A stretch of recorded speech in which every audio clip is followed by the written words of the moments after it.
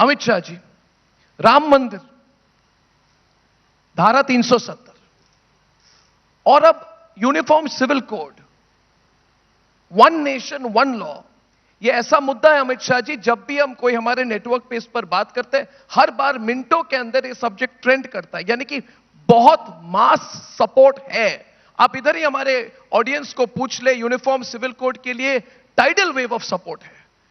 तो एक हर बार जब, और आपको नहीं, आप ही इस पर हमें क्लैरिटी देते, राज्यों में हो रहा है, अभी उत्तराखंड की बात हुई कि एक एक करके राज्यों में होगा, मगर कई लोग चाहते हैं कि जैसे ट्रिपल तलाक वॉज अ नेशनल लेवल पे चेंज की गई, तो यूनिफॉर्म सिविल कोड हमारे देश में कब आएगी, इस पर प्लान क्या है? इलेक्शन अनाउंस होने वाले हैं, उसके पहले आप अगर थोड़ी क्लैरिटी दे दे तो। दुर्भाग्यपूर्ण बात है कि यूनिफॉर्म सिविल कोड को जी, धर्म के साथ जोड़कर दिखा गया है। मैं आज देश की जनता को बताना चाहता हूं कि यूनिफॉर्म सिविल कोड सिर्फ भारतीय जनता पार्टी का एजेंडा नहीं है।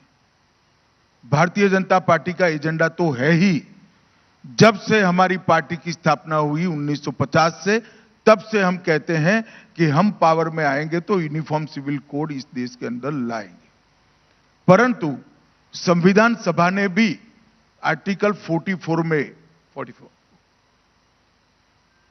आर्टिकल 44 में डायरेक्टिव प्रिंसिपल्स फॉर स्टेट में एक कहा है कि इस देश के विधानमंडल और संसद उचित समय पर यूनिफॉर्म सिविल कोड को लागू करेंगे। जी, अगर आप पंथ निरपेक्ष देश की कल्पना चाहते हैं, पंथ निरपेक्ष राज्य की कल्पना चाहते हैं, तो धर्म के आधार पर कानून कैसे हो सकता है? धर्म के आधार पर कानून नहीं हो सकते। इस देश में एक कानून होना बहुत जरूरी है। जी, और उत्तराखंड सरकार को मैं बधाई देना चाहता हूं। भारतीय जनता पार्टी की उत्तराखंड सरकार ने इसके लिए सुप्रीम कोर्ट की निवर्तमान न्यायाधीश के अध्यक्षता में एक कमेटी बनाई। लगभग 780 पन्नों की रिपोर्ट आई है, इसमें 42 चैप्टर है, और उसमें से एक बिल बनाकर उत्तराखंड सरकार ने, उत्तराखंड की असेंबली ने इसको पारित किया है, जो भारत सरकार में स्वीकृति के लिए आया है। कुछ ही दिनों में इसको हम स्वीकार भी कर लेंगे, और उत्तराखंड ऐसा राज्य होगा देश में जहां सबसे पहले यूसीसी लागू हो जाएगा।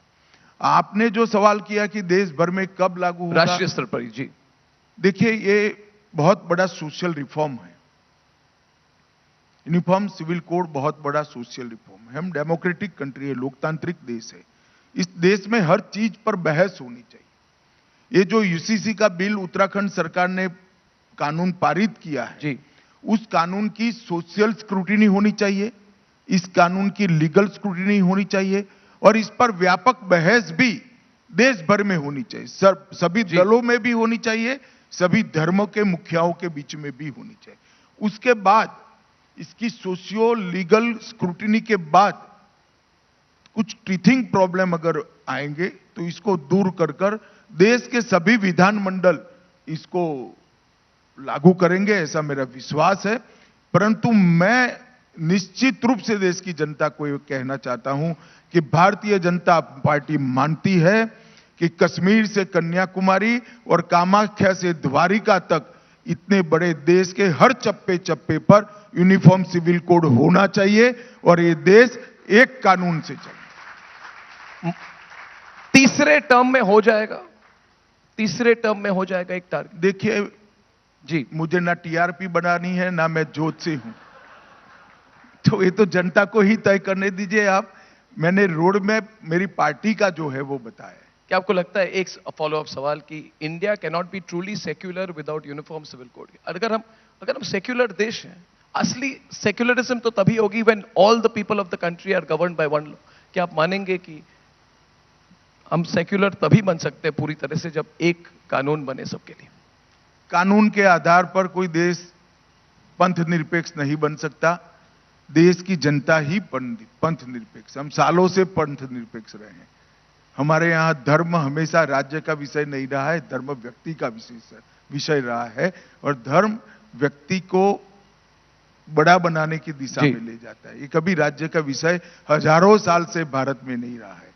ये हमें क्या पंथ निरपेक्षता सिखाएंगे? हम हजारों सालों से इसी तरह से जी रहे। परंतु डेमोक्रेटिक सेटअप के अंदर पूरे देश के लिए कानून होना बहुत जरूरी है और मैं मानता हूं कि ये जितना हो सके उतना जी। जल्द हो जाना चाहिए।